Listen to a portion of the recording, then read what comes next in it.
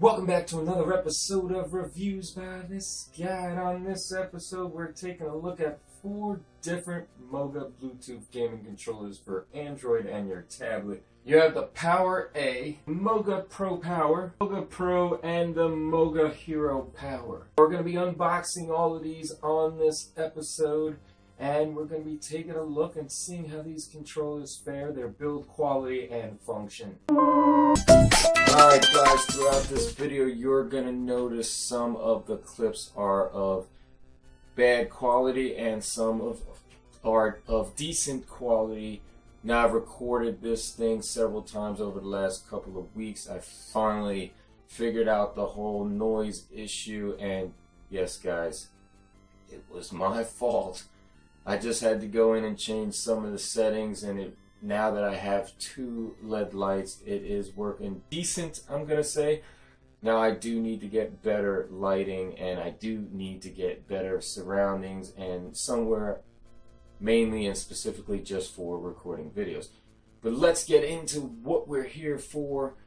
We're here for the Moga Bluetooth controller line. This is the first one we're gonna unbox. And we're going to take a look and see what comes in a box. I'm guessing not much, but let's see. It does say that you get a free download for Sonic CD, and also it includes a download for Pac-Man. So that's pretty cool. Let's unbox this. Well, the first thing you see when you take it out the bottom of the box is this really cool leatherette carrying case. It says Moga on it. Get this little instruction card in the box that shows you how to use it, but I think most people will pretty much know how to use this. Got your manual here. Now the controller itself is individually packaged. Here's the controller. Moga Pocket. Now the Moga Pocket has a very slim design. It will fit in your pocket really easily. Alright, it has a shiny front finish, and on the back it has a rubberized finish for grip. Now you have 2 DS style analog sticks. Because of the limited space on here, Moga decided to go without a traditional D-pad, which I personally do not like, not a big fan. You have a start and select, you have a pairing button, you have your 4 Xbox 360 style action buttons, XY, AB. You have an extender arm for your cell phone. It does have silicone rubberized pads on both the top and the bottom, which should secure your phone very nicely. I never had an issue with the phone falling out. On the bottom you have your on and off toggle switch, and on the top you have your 2 trigger buttons, L and R. There are only 2. What do you expect from such a slim controller?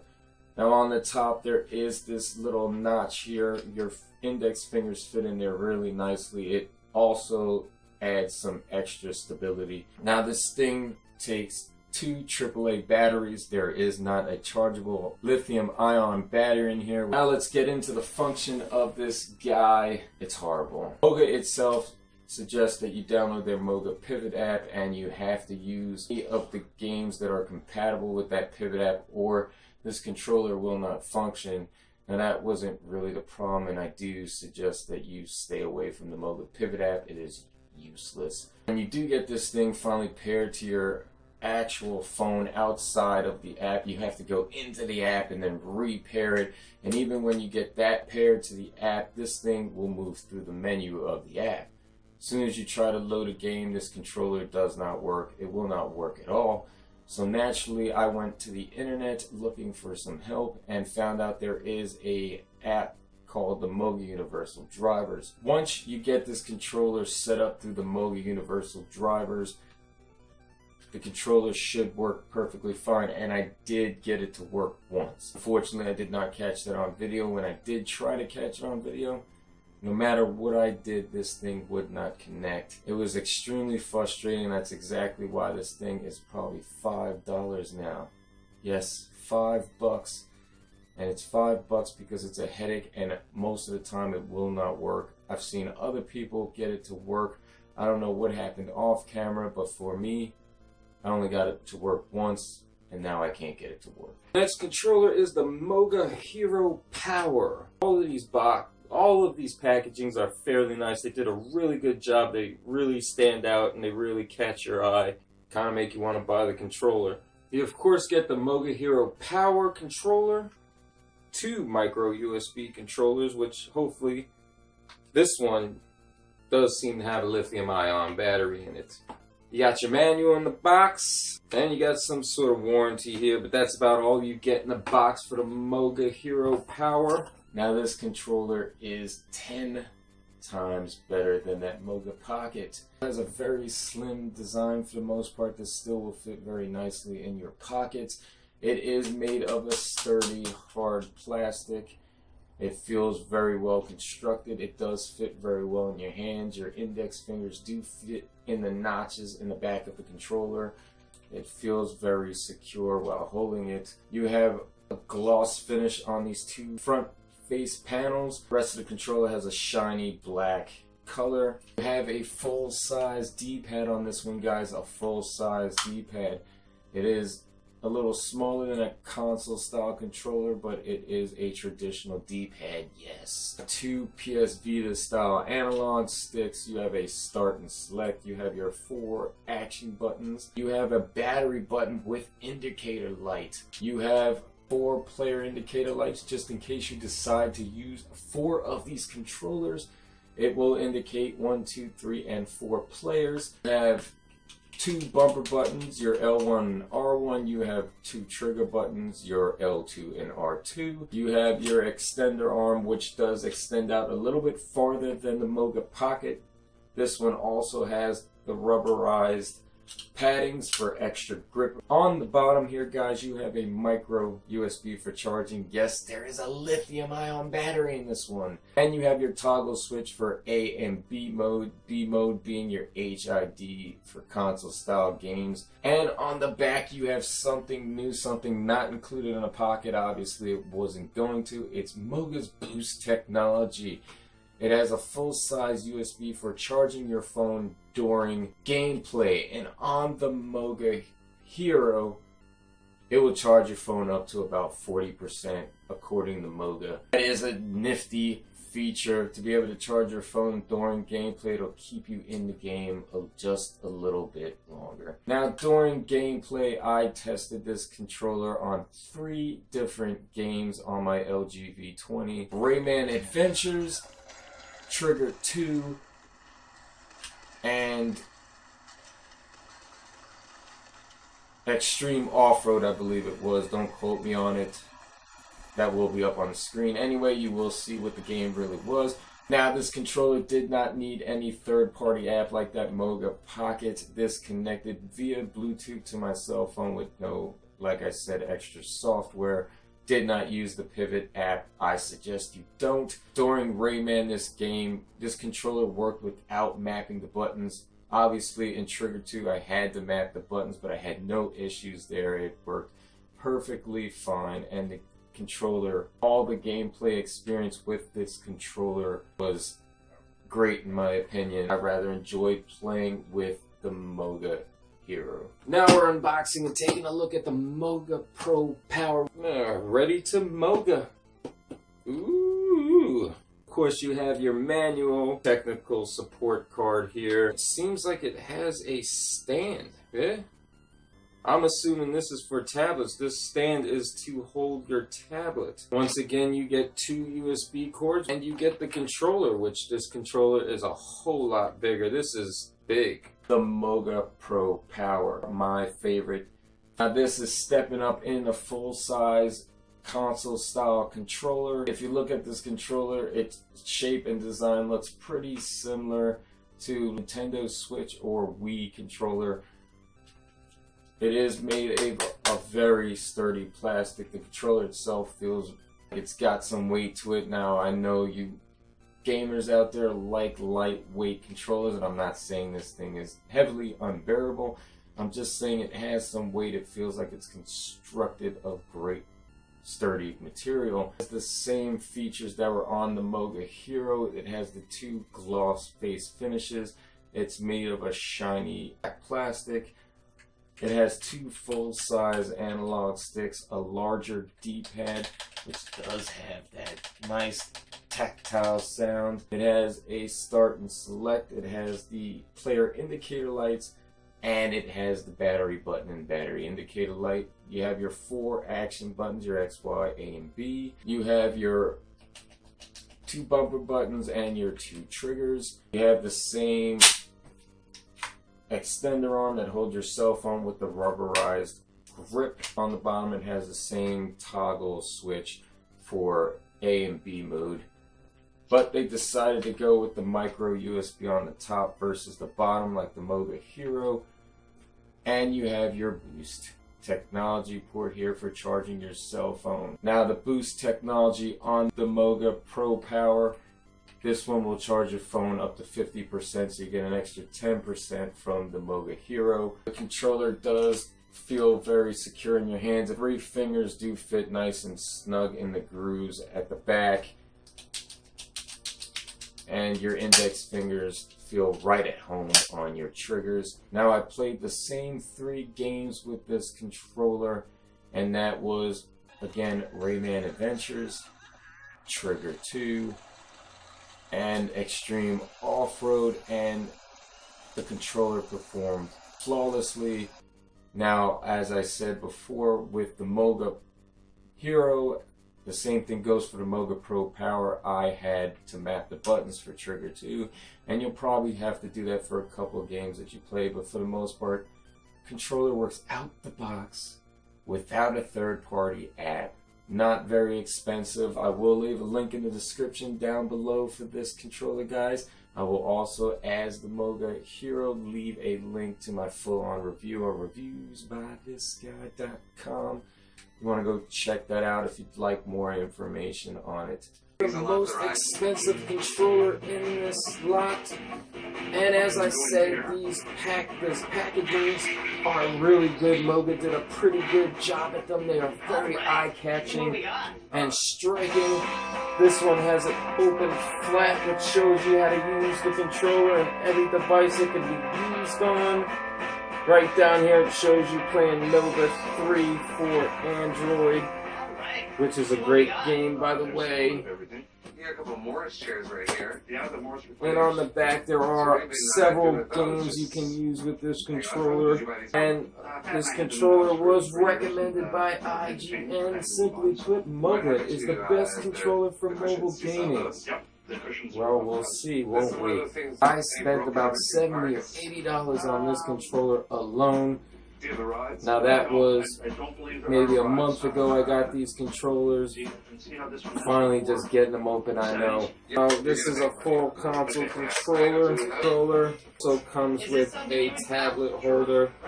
Comes with your manual, and then it says snag your free Moga Enhanced game now.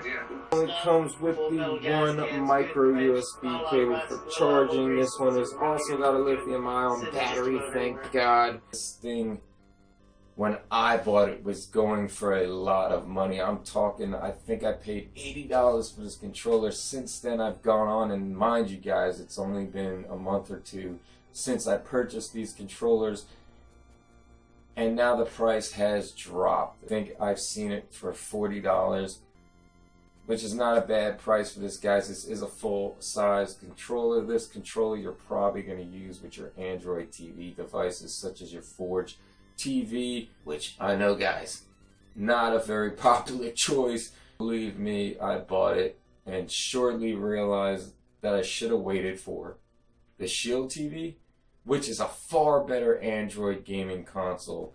But we're not going to get into that in this video now, are we? This controller is made of a hard plastic. In my opinion, though, it feels very light and cheap. It does not feel as heavy as those other guys. And maybe that's because this controller doesn't have the Boost technology. No, their full-size gaming controller does not have the Boost technology. And that's probably because they expected you to use this on Android TV and not so much your cell phone, even though it does have the extender arm. Now it has a shiny, flat black plastic. The plastic does feel very sturdy. I don't think it feels as sturdy as the Moga Pro Power, hence the reason why I like that one the most. But it does have these rubberized grips down here at, I don't know what to call this, maybe the handles of the controller. It does feel very secure while holding it. It has a micro USB at the top for charging. At the bottom here, it has your A and B mode toggle switch and your off. You have two full-on analog sticks, which your thumbs do fit really secure in here. It feels like once you place your thumbs on there, it's going nowhere. It will not change positions. It will not slip off. They are concaved, as analog sticks should be. You have your full traditional D-pad, which does have a cascading or concave groove in it, which your thumb does fit snug on there, and once you place it, it will not move as well. You have your start and select. You have your pairing button. This does not have a battery button or indicator light, but the pairing button will blink red when the battery is dying. You have your 4 action buttons. These are a little different from the other ones. They are blacked out with the orange lettering. And why are they? Because there is something really cool about this controller. I don't know if you can see this, guys. I'll try to get as close as possible, but there is a button on the back that lights up the action buttons. That is pretty cool, guys. That is one of the selling features of this controller.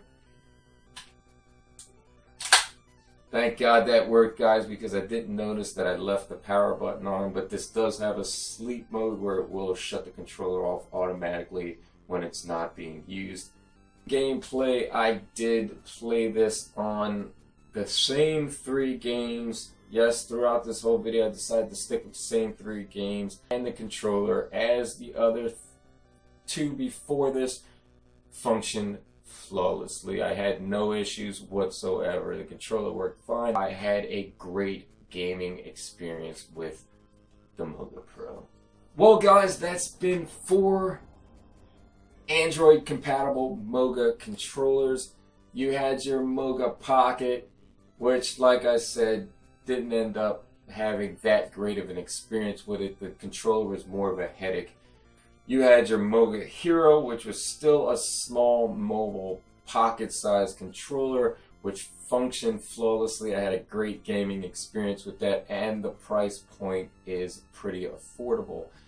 You also had your Moga Pro Power, which, like I said, my favorite, guys, of all the controllers that we talked about on this episode. The controller felt constructed of great material. It had great quality. It felt pretty solid in the hands. The controller functioned flawlessly as the other one did. It was a great gaming experience and still was not overly expensive. Honestly, out of the 4 controllers, it's probably the one I'm keeping.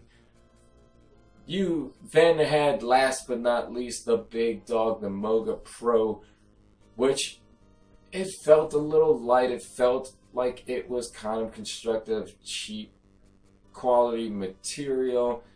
I'd probably have to say it felt as it was like one of your cheap constructed PlayStation 2 aftermarket controllers, or even the PlayStation 3 aftermarket, like Chinese controllers. But the controller itself functioned very nicely. It had the added rubber grips. Easily transition from cell phone mobile gaming to your Android TV console style gaming, and the controller would function flawlessly between both, and it was an overall great gaming experience. I had fun. All the controllers for long gaming sessions, I did not feel any noticeable discomfort. You know, with some controllers on the market, you can start to experience some pain in your fingers and your hands. I didn't really see any of that too much. I mean, what do you expect after a long gaming experience? You will feel some sort of tingling in your hands. But all three controllers were great. The Moga Pocket, I will suggest you stay away from unless you get it for free. Alright guys, if you have any questions about any of the 4 controllers, please leave them in the comments down below. I will get back to you as soon as possible. If you have any suggestions on that Moga Pocket that will help the community, please leave them in the comments down below, because it is sad. The controller is very slim. It will fit in your pocket. It would be a nice controller to take on the go for mobile gaming. It just doesn't work most of the time. I also want to announce that there will be an episode of reviews by this guy on that Hyperkin 1 HD that I unboxed, which link description down below. So if you're interested in seeing that, guys, please, as always, hit that like and subscribe button.